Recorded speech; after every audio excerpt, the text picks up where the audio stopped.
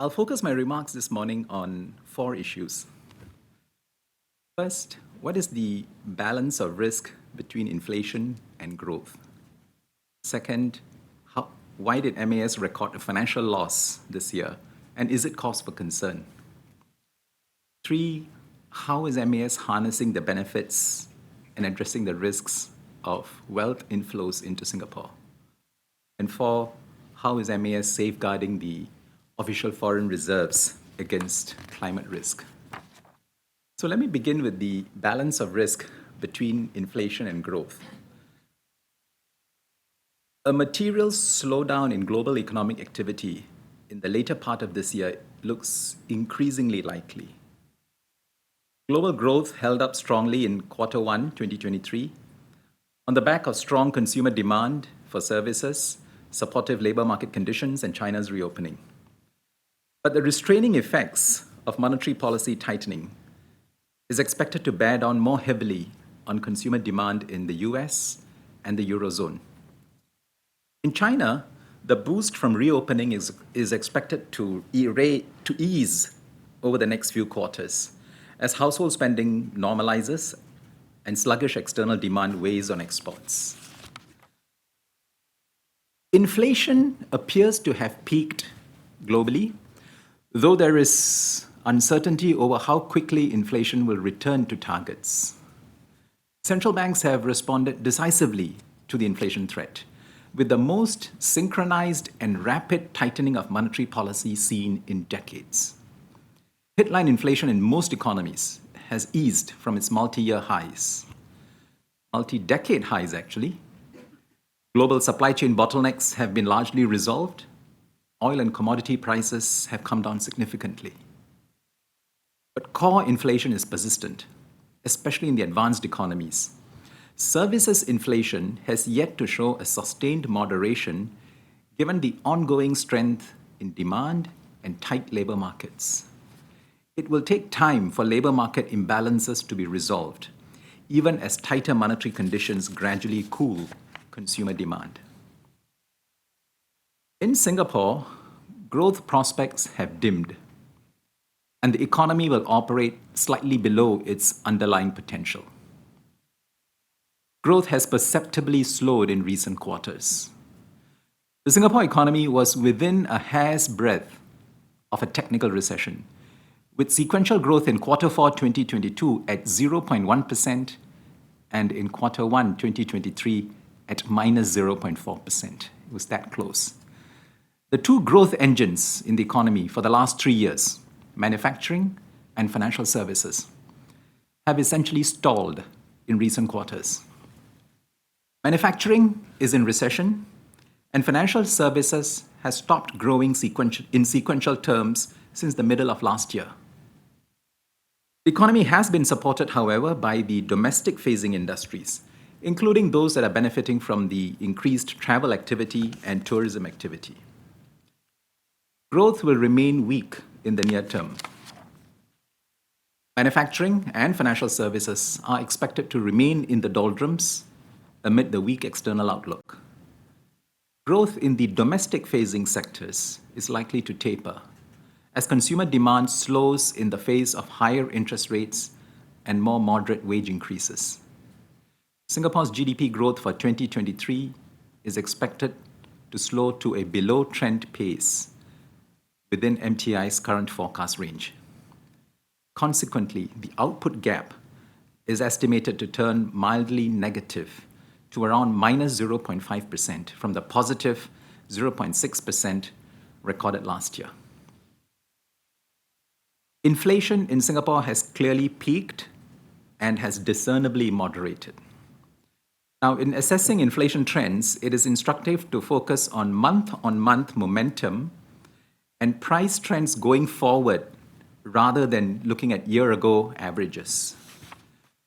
So on this basis, core inflation on a month-on-month seasonally adjusted annualized basis has come down sharply to 3.6% in May this year from a peak of 9.1% in June last year.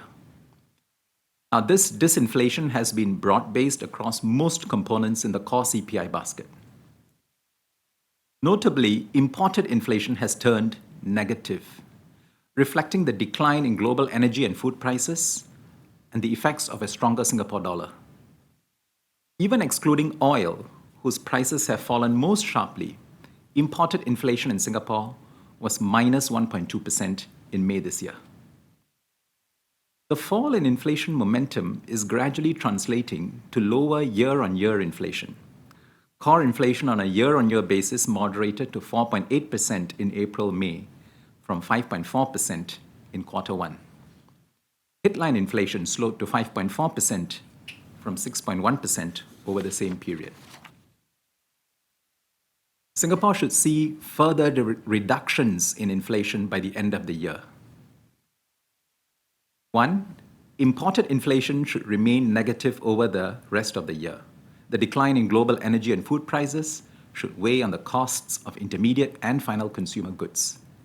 The strengthening Singapore dollar will further dampen imported inflation.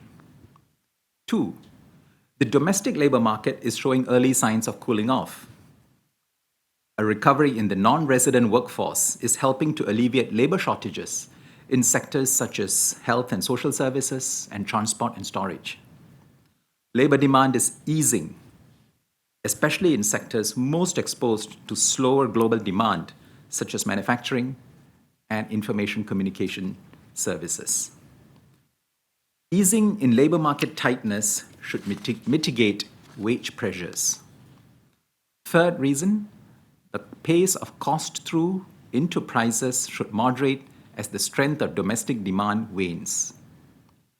Core inflation is expected to end the year significantly lower, at 2.5% to 3% year on year. In MAS's April monetary policy statement, we had said that core inflation would end the year at around 2.5% year on year.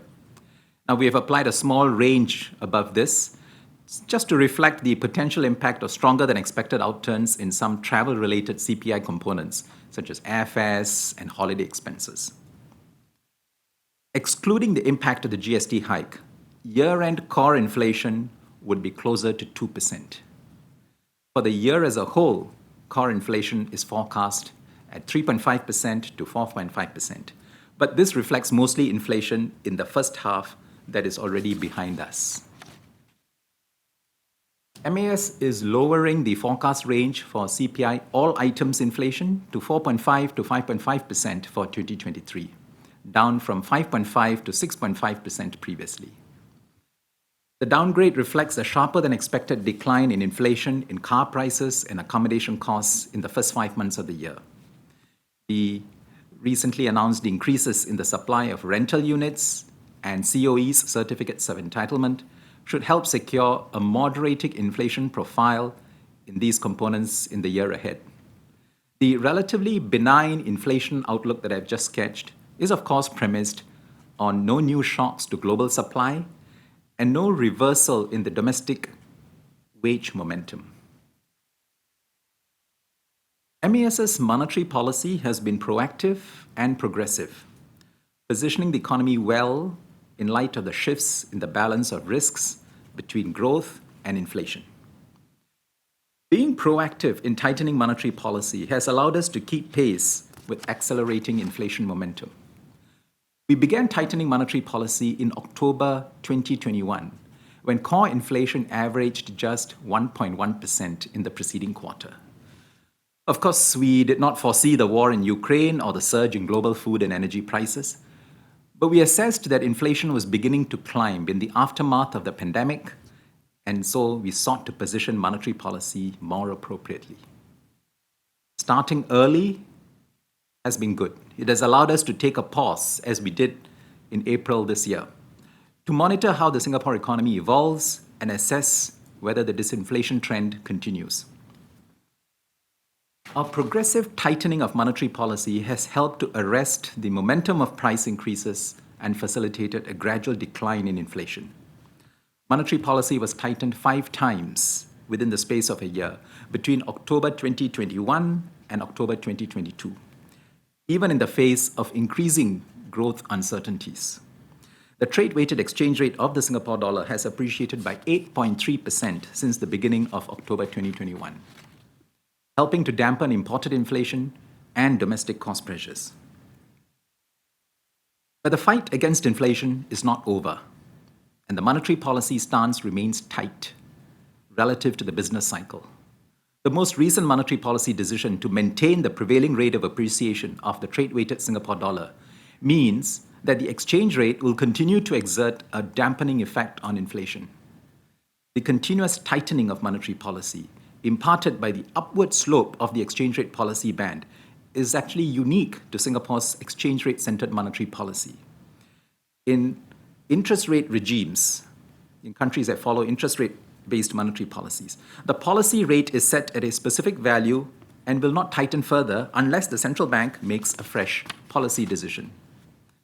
So for us, the impact of this appreciating path of the Singapore dollar, as well as our previous policy moves, will therefore continue to flow through to the economy and dampen inflation. About 1/3 of the cumulative restraining effects of the previous 5 moves still remains in the pipeline and will flow through. MAS is not switching from inflation-fighting mode to growth-supporting mode. We are closely monitoring the evolving growth inflation dynamics and remain vigilant to risks on either side. And we stand ready to adjust monetary policy as needed, especially if inflation momentum were to re-accelerate. For now, we affirm the monetary policy stance announced in the April monetary policy statement.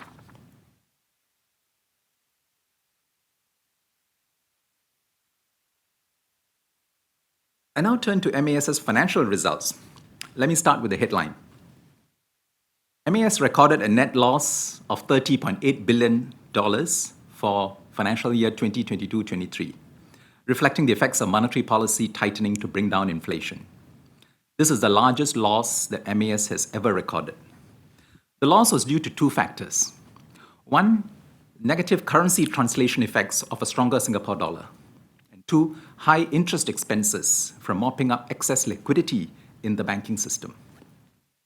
I will explain these 2 factors in detail and address some pertinent questions. Is the loss cause for concern for MAS? Could the loss have been avoided or minimized? Does the loss affect the government budget? Let me start with currency translation effects. About 70% of the net loss, or $21.4 billion, was due to the negative currency translation effects of a stronger Singapore dollar. Now, as we have explained on many past occasions, currency translation effects arise when MAS's official foreign reserves, the OFR, which are held in foreign currencies, are reported in Singapore dollars. So if the Singapore dollar weakens against the foreign currencies maintained in MAS's OFR, we will experience positive currency translation effects. Conversely, if the Singapore dollar strengthens against the respective foreign currencies, we will experience negative currency translation effects. The Singapore dollar appreciated significantly during financial year 2022-23, as MAS tightened monetary policy to dampen inflationary pressures, as I explained earlier. And as you know, Singapore's monetary policy is centered on managing the rate of the exchange rate of the Singapore dollar against a trade-weighted basket of currencies. MAS tightened exchange rate policy 3 times during financial year 22-23 amid rising inflation. The trade-weighted exchange rate of the Singapore dollar strengthened by 6.5% over financial year 22-23. This is the highest rate of appreciation in the last 10 financial years. Negative currency translation effects are not cause for concern. They do not affect the external purchasing power of the OFR. Thus, they do not affect MAS's ability to conduct monetary policy or support financial stability. The OFR are meant to be used in foreign currency to support the Sing dollar in times of currency weakness, or to provide US dollar funding to the banking system in times of financial stress. So a negative currency translation effect in the OFR, when you express the OFR in Singapore dollars, does not affect MAS's ability to carry out its functions. Market players understand this very well, and this has never been an issue for MAS. In fact, in 10 out of the last 15 financial years, MAS recorded negative currency translation effects. Not surprising, given that the Singapore dollar has generally been strengthening against other currencies. It does not make sense to try to avoid such negative currency translation effects. For example, if MAS wanted to hedge against such negative currency translation effects, we would have to sell US dollars from the OFR and buy Singapore dollars. That would negate our interventions in the foreign exchange market to implement monetary policy. It will cause the Singapore dollar to appreciate much more, thereby harming the economy, not to mention depleting the OFR. The remaining 30% of the loss, or some $9 billion, was due to net interest expenses from MAS's money market operations to mop up excess liquidity in the banking system. Money market operations are part and parcel of MAS's monetary policy function. Like most central banks, MAS carries out money market operations to manage the level of liquidity in the banking system. In economics textbooks, they call it open market operations. In Singapore, money market operations are also a complement to our foreign exchange intervention operations. In general, there are strong appreciation pressures on the trade-weighted Singapore dollar due to very heavy capital inflows. MAS has to periodically intervene in the foreign exchange market by selling Singapore dollars and buying US dollars to dampen these pressures and keep the trade-weighted exchange rate within the policy band. But when MAS does this, it accumulates OFR, official foreign reserves, and injects Singapore dollar liquidity into the banking system. MAS then conducts money market operations to withdraw any excess liquidity. There are a variety of money market instruments that MAS uses to withdraw liquidity, but they all incur an interest cost. For example, when MAS issues MAS bills to mop up excess liquidity, it has to pay interest on these bills. Likewise, when MAS removes Singapore dollar liquidity by borrowing from the banks or doing repurchase agreements, you have to pay interest. In short, whenever a central bank withdraws liquidity from the banking system, it cannot avoid paying interest on the liquidity withdrawn. In financial year 22-23, the interest expense incurred on MAS's money market operations was unusually large due to two factors: the large volume of operations and high interest rates. Money market operations in financial year 22-23 were very large because foreign exchange intervention operations were very large. Although the Singapore dollar was on an appreciating trend in line with MAS's tighter monetary policy, capital inflows into Singapore were so large that the exchange rate would have appreciated even more if the MAS had not intervened in the foreign exchange market. So MAS purchased a net $73 billion through foreign exchange intervention in calendar year 2022. This is more than 2.5 times the $29 billion purchased in 21. Consequently, the amount of money market operations MAS has to undertake to remove excess liquidity from the system also grew by a very large amount. Over financial year 22-23, the average stock of interest-bearing money market instruments was 437 billion Singapore dollars, 24% larger than in financial year 21-22. The sharp spike in interest rates was an even bigger contribution to the increase in MAS's interest expense in financial year 22-23. To combat inflation, the major central banks raised interest rates at an unprecedented pace. In financial year 22-23, the US Federal Reserve raised the target range for its policy rate by a total of 4.5 percentage points. Singapore dollar interest rates also increased sharply. The Singapore overnight rate average, SORA, rose by 3 percentage points during this period. MAS could not have avoided this interest expense. Doing so would have undermined exchange rate policy and domestic market functioning.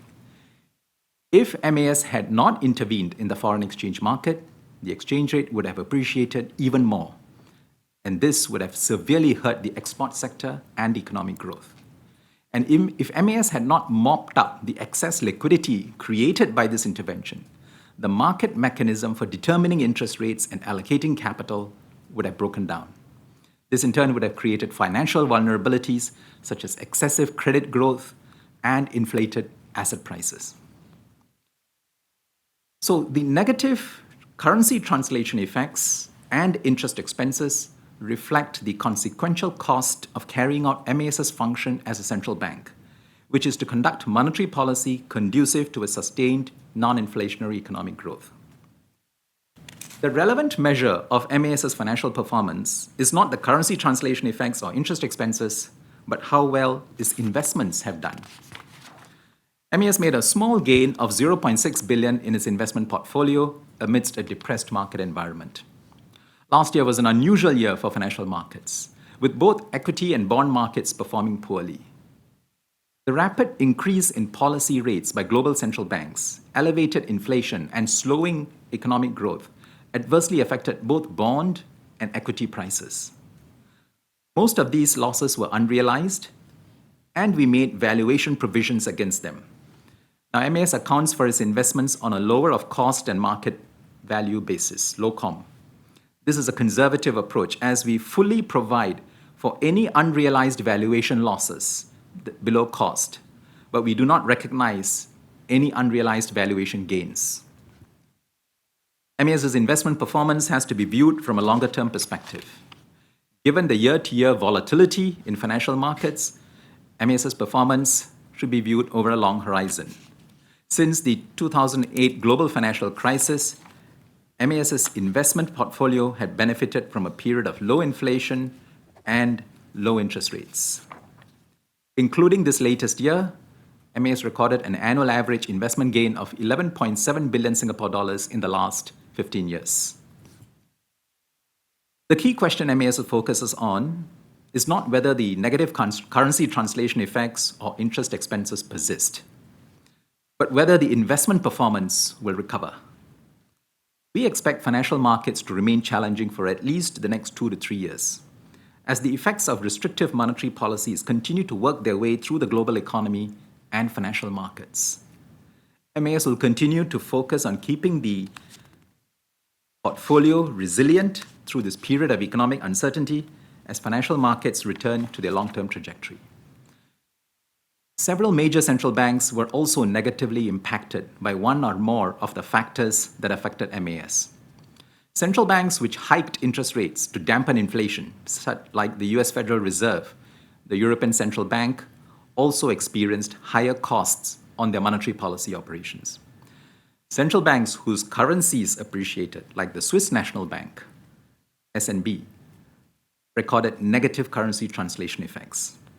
And central banks with large investment portfolios, like the Swiss National Bank, the Hong Kong Monetary Authority, and Norges Bank, were negatively impacted by the sell-off in global bond and equity markets.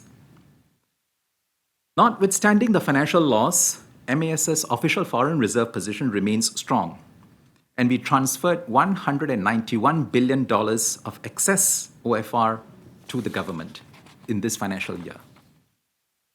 As you know, MAS transfers official foreign reserves above what it needs to conduct monetary policy and support financial stability to the government for longer-term management by GIC.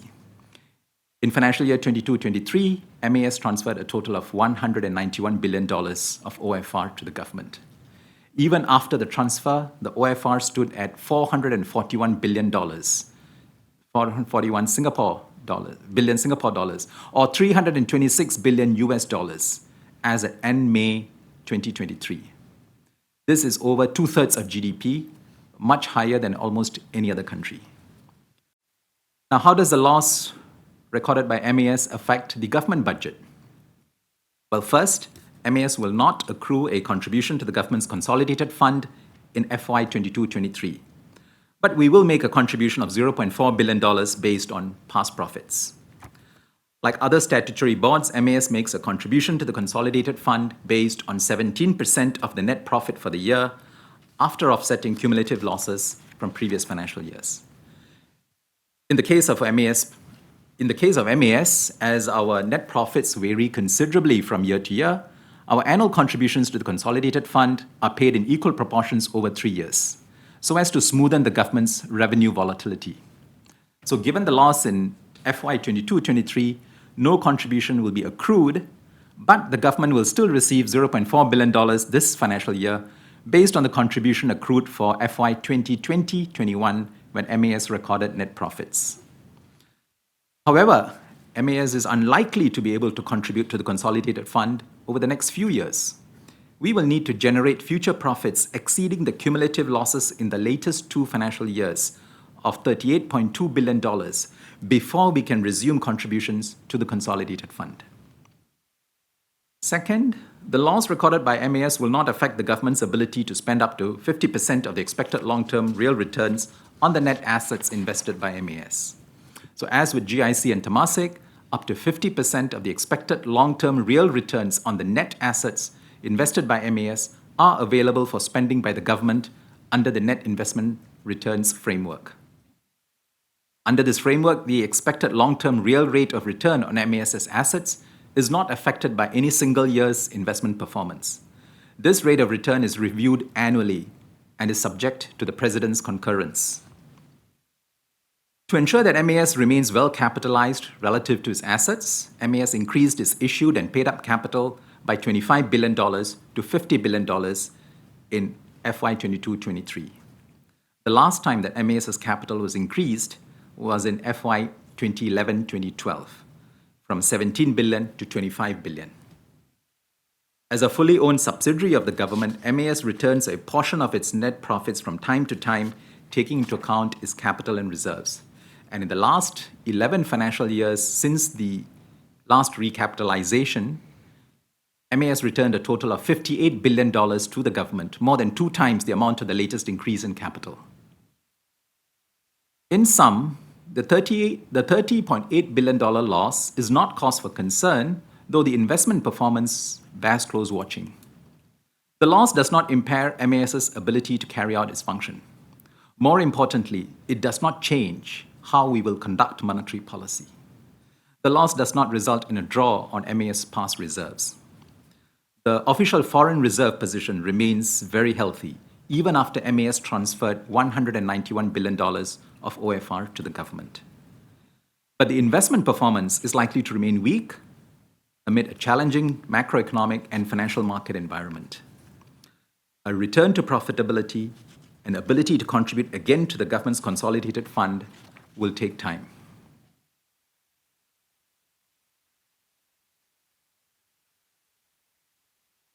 I will now move on to the topic of wealth flows into Singapore.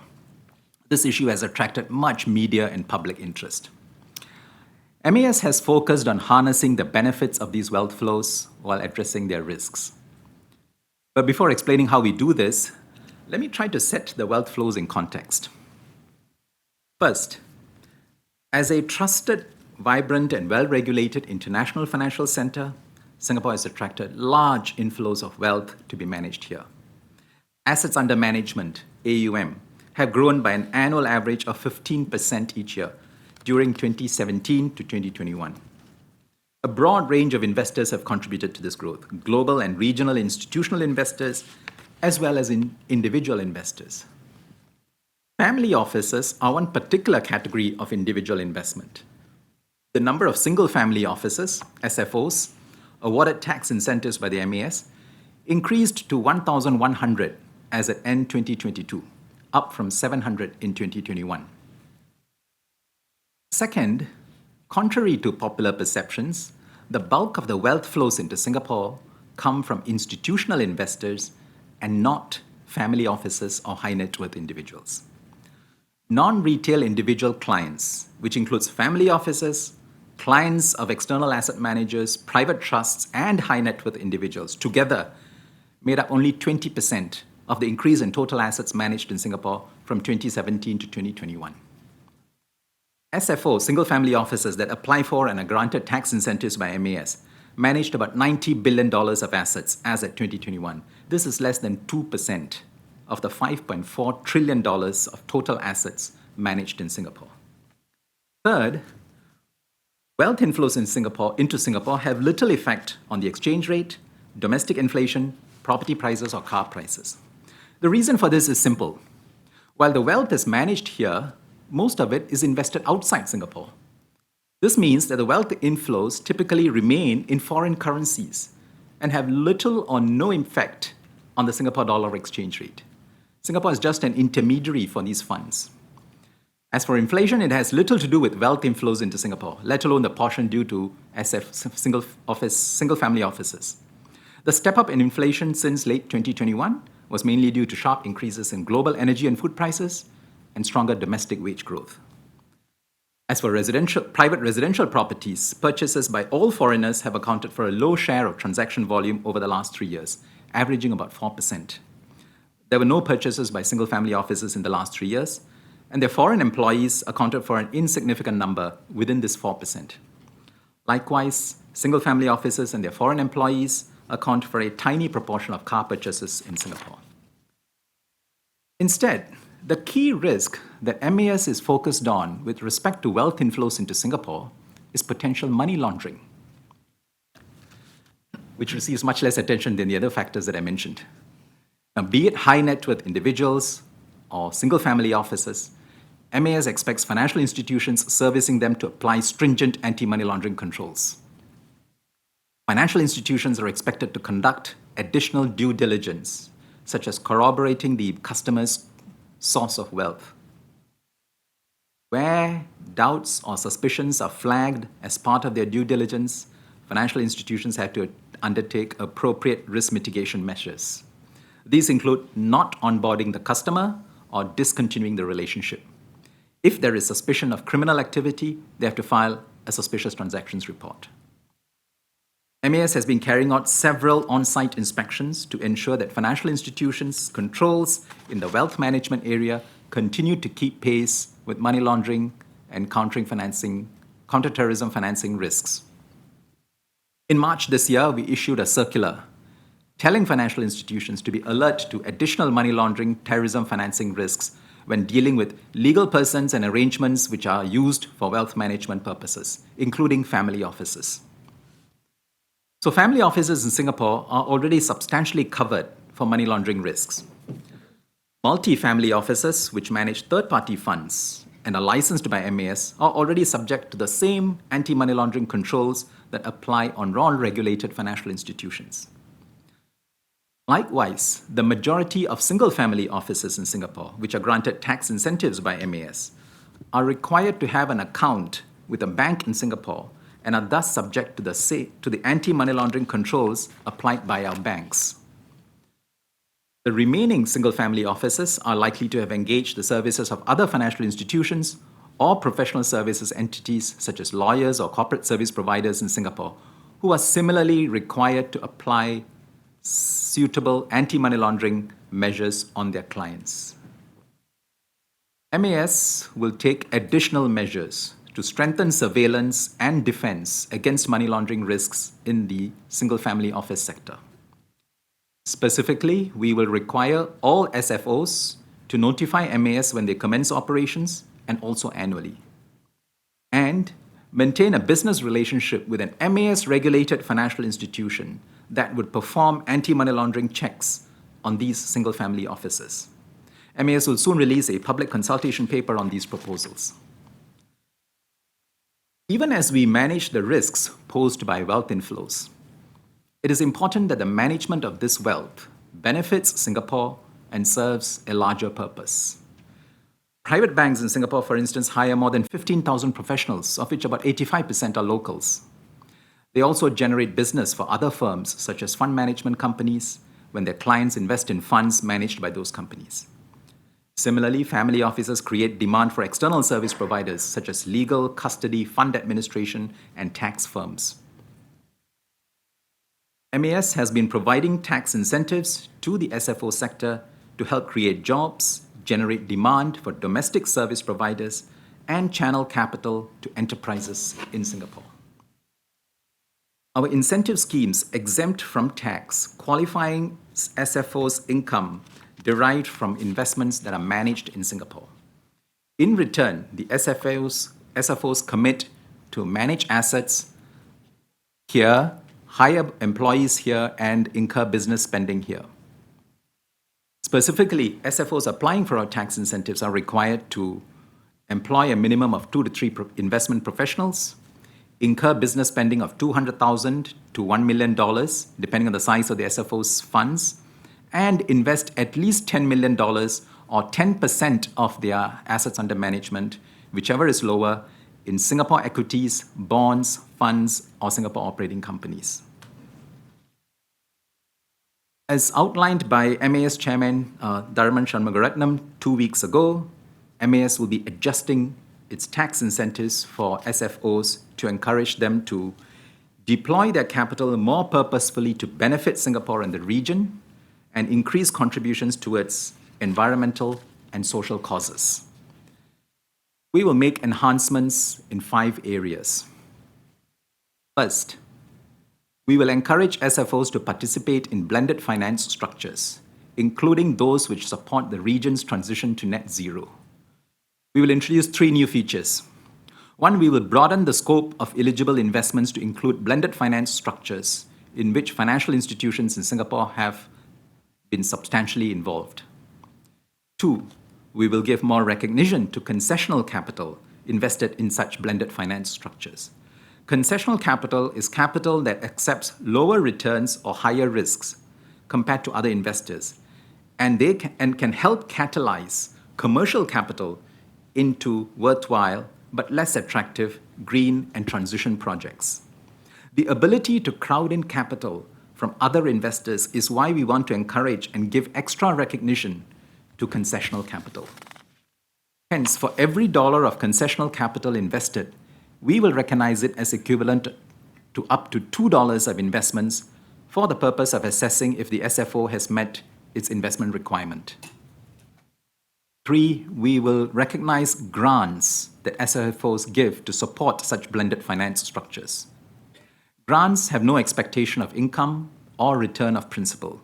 So given this deeply concessional nature, we will recognize as $2 every dollar of grant that is given to blended finance structures. Second, we will encourage SFOs to invest in climate-related projects. For the purpose of assessing if the SFO has met its investment requirement, we will recognize its climate-related investments anywhere in the world, not limited to Singapore.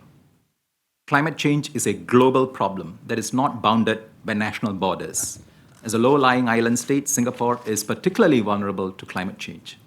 We should thus recognize all efforts made to address climate change issues. Third, we will encourage SFOs to invest in Singapore. We will encourage SFOs to invest in Singapore companies and the local equity market. We will make 2 enhancements.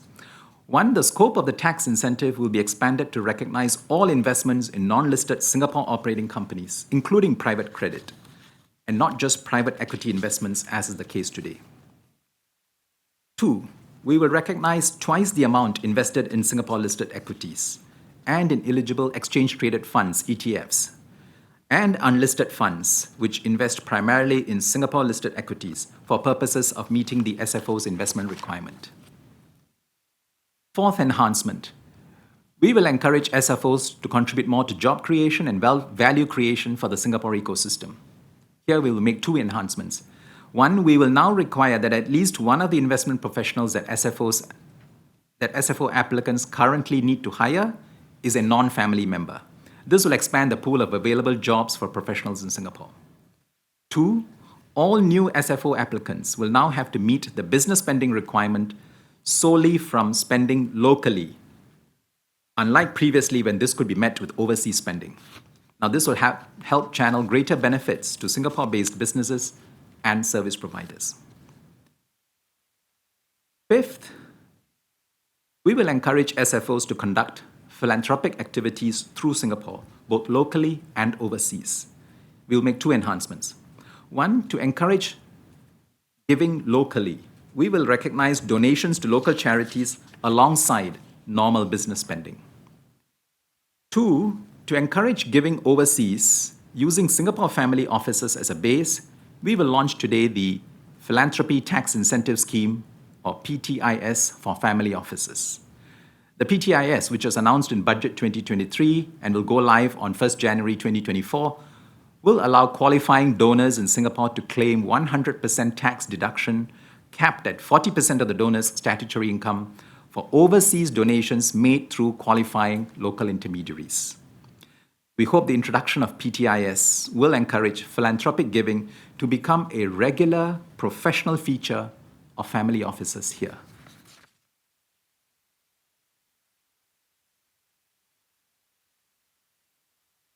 Let me say a few quick words about our 2023 Sustainability Report, which we are releasing today alongside our annual report. So please read that too. The report gives a good account of how sustainability is integrated across MAS's various functions. As a central bank safeguarding Singapore's OFR against climate risk.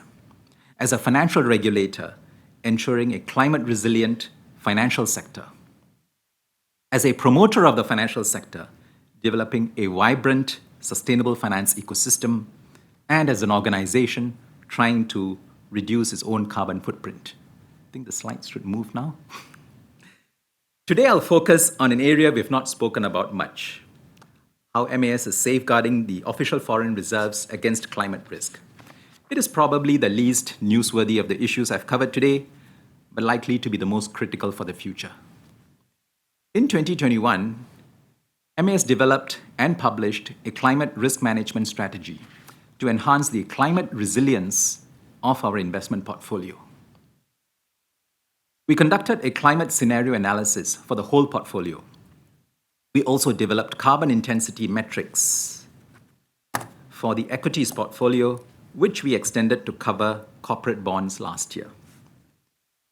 We then set out the portfolio actions which we will take to reduce the carbon intensity of our equities portfolio by up to 50% by financial year 2030.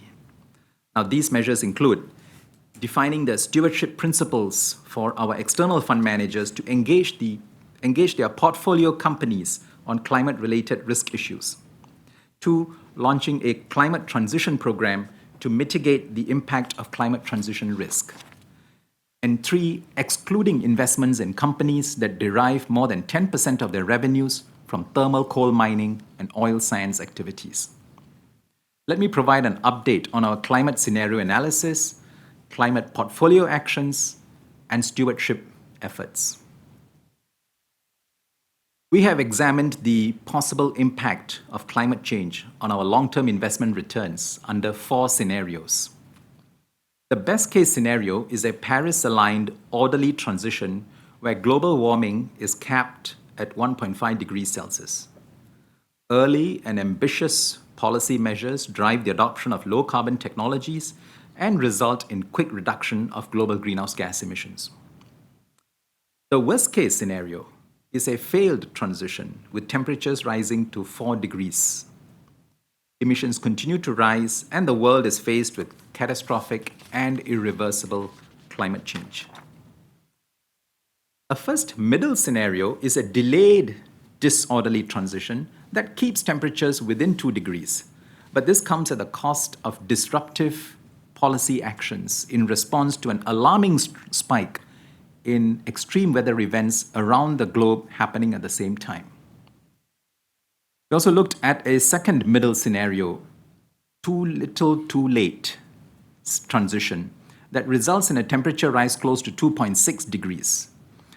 There are repeated shocks from extreme weather events followed by reflexive and abrupt but ultimately insufficient policy actions. The scenarios are at best indicative. Really don't know what's going to happen, but they have helped us to think of investment actions that could protect the portfolio from large volatile shifts in asset prices.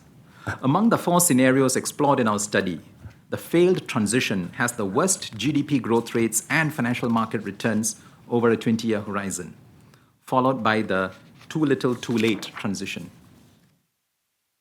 The scenarios have helped us to better understand the risks from exposures to companies that are dependent on fossil-based carbon-intensive products or production methods.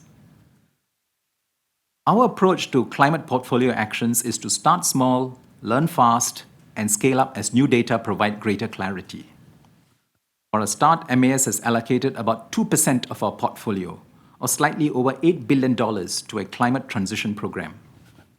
We've done this by tilting part of the equities portfolio towards less carbon-intensive companies that are more aligned with the low carbon transition rather than by excluding the entire carbon intensive sector. This approach strikes a balance between reducing the portfolio's carbon intensity while continuing to support companies which are transitioning to lower carbon intensity. We will scale up our climate transition program as we gain confidence in the effectiveness of the climate indices we have used to tilt our equities portfolio. Going forward, we will seek to better understand 1. How the scoring methodologies of these climate indices fare as indicators of actual company actions. 2. How the company actions in turn translate into climate risk reduction and financial market pricing. And 3. How active fund managers calibrate their investment process when their performance is measured against a climate index instead of a conventional market capitalization weighted index. MAS has integrated ESG considerations into its evaluation process for choosing external fund managers. The aim is to improve ESG standards among our key external managers and uplift standards in the broader asset management industry. MAS has in-depth discussions with our external fund managers on how they can encourage their portfolio companies to improve their ESG disclosures and make real progress in the climate transition. We are heartened that our external fund managers have ramped up their stewardship capabilities in recent years. Some external fund managers have established dedicated stewardship teams to drive voting and engagement efforts. Voting has increased by 25% and engagements by 63% over the last 3 years. Bolstering the climate resilience of MAS's investment portfolio remains work in progress. The initiatives we have taken to date have put us in a reasonably good position, but there is much more work ahead. With that, I'll conclude my remarks and we can move to questions. Thank you.